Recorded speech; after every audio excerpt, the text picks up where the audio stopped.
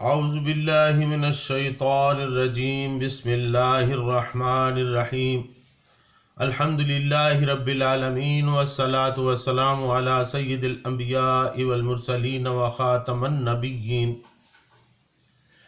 اللہم صلی علی من روحہ محراب الارواح والملائکۃ والکون اللہم صلی علی من ہوا امام الانبیاء والمرسلین اللہم صلی علی من ہوا امام اہل الجنت عباد اللہ المؤمنین وعلی آلہ واصحابہ اجمعین برحمتک یا ارحم الراحمین۔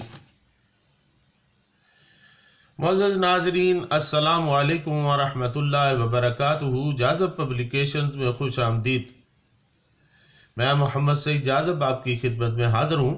تعلیم القرآن کا سلسلہ جاری ہے اور میں آپ کی خدمت میں سورہ بقرہ کی تفصیلات و تشریحات پیش کر رہا ہوں۔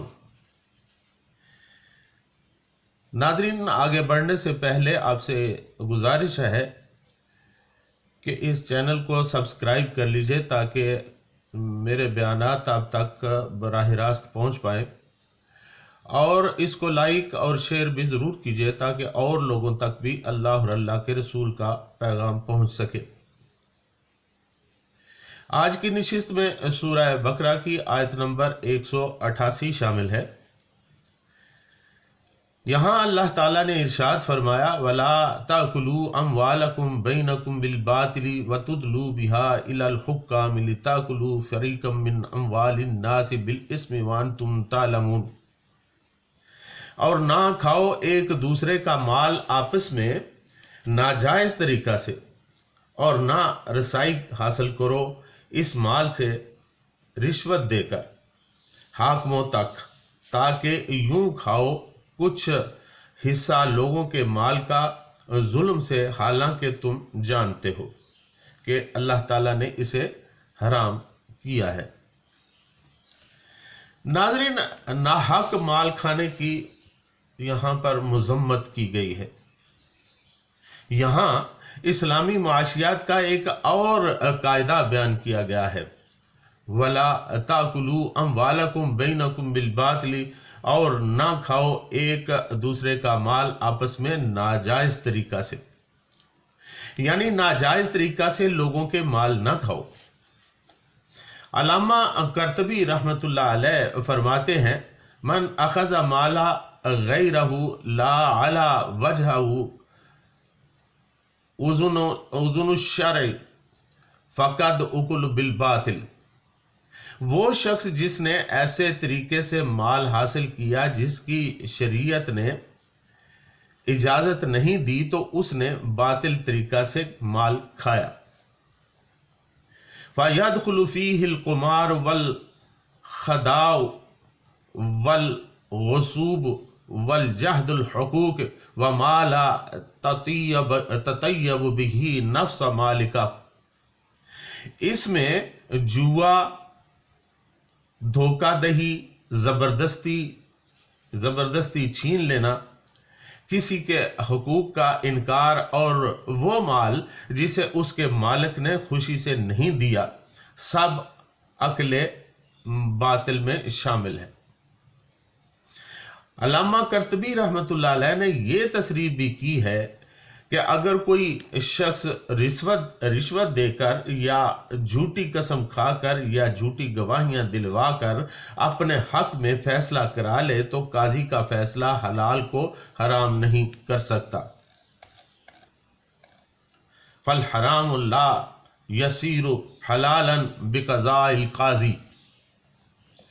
حضور اکرم صلی اللہ علیہ وسلم کا ارشاد گرامی ہے کہ تم میرے پاس جھگڑے چکانے کے لیے آتے ہو، ممکن ہے تم میں سے ایک فریق زیادہ چرب زبان ہو اور میں بفرض محال اس کے حق میں فیصلہ دے دوں۔ اگر میں کسی کو اس کے بھائی کا حق دے دوں تو ہرگز نہ لے، بے شک وہ اس کے حق میں آگ کا ٹکڑا ہے۔ یعنی اگر ہمارا باہمی لین دین قرآن کے اس حکم اور حضور سرور کائنات صلی اللہ علیہ وسلم کے اس ارشاد واضح ارشاد کے مطابق ہو جائے تو کتنی مقدمہ بازیاں ختم ہو سکتی ہیں۔ ان کی پیروی پر جو بے محابہ روپیہ اور بے اندازہ وقت ضائع ہوتا ہے وہ بچ جائے گا۔ ان مقدمہ بازیوں کا ایک بڑا نقصان یہ بھی ہے کہ قریبی رشتے ٹوٹ جاتے ہیں، باہمی محبت اور خلوص کی جگہ نفرت اور دشمنی پیدا ہو جاتی ہے۔ اگر ہم قرآن کے اس حکم کو سچے دل سے مان لیں تو اسلامی معاشرہ ان سب خرابیوں سے پاک ہو جائے گا اور اس کا ماحول اتنا پاکیزہ اور خوشگوار بن جائے جس کا ہم اس وقت تصور بھی نہیں کر سکتے۔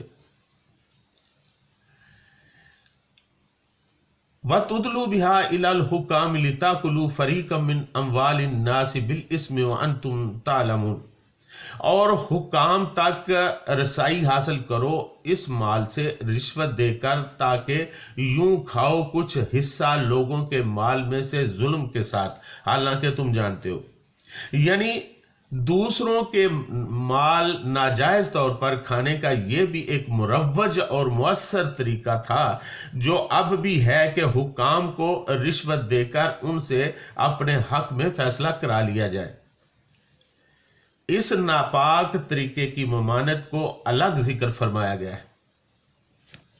لفظ تدلو ماخوذ ہے ادلا سے، اس کا معنی ہے رسی کو کنویں میں پانی نکالنے کے لیے لٹکا دینا۔ اس سے استعارتاً مراد ہے استعیر للتوصل الی شیء، کسی چیز تک پہنچنے کا ذریعہ بنانا۔ چنانچہ جانتے بوجھتے ایسا کرنا ناجائز ہی نہیں، گناہ بھی ہے۔ تو ناظرین، آج کے دور میں ہم دیکھتے ہیں کہ بہت سے لوگ رشوت ستانیاں کرتے ہیں، ناجائز کاموں کے لیے رشوت آفر کرتے ہیں اور رشوت قبول بھی کی جاتی ہے۔ تو ایک اور حدیث میں نبی کریم صلی اللہ علیہ وسلم نے ارشاد فرمایا کہ رشوت دینے والا اور رشوت دینے والا دونوں جہنمی ہیں۔ سو ہم جانتے بوجھتے جہنم کی آگ میں جلنے کی کوشش کرتے ہیں۔ ہم پر نہ تو قرآن کے احکام کا اثر ہوتا ہے، نہ رسول کریم صلی اللہ علیہ وسلم کے ارشادات کا۔ ضروری ہے کہ ہم قرآن مجید کو سمجھیں اور آقا دو عالم صلی اللہ علیہ وسلم کی احادیث کو سمجھیں، آپ کے قول و اقوال کو سمجھیں اور ان ظاہری برائیوں سے بچ جائیں اور اللہ کے ہاں سرخرو ہو جائیں۔ میری دعا ہے کہ اللہ تعالی ہمیں ان خرافات سے، رشوت ستانیوں سے، جھوٹ سے، بہتان سے، دوسرے لوگوں کا مال کھانے سے بچائے۔ اللہ تعالی ہمیں توفیق دے کہ ہم حق مال، جائز مال کھائیں اور ناجائز طور پر کسی کی اظہار ثانی نہ کریں۔ اس کے ساتھ ہی آپ سے اجازت چاہوں گا۔ وما علینا الا البلاغ المبین۔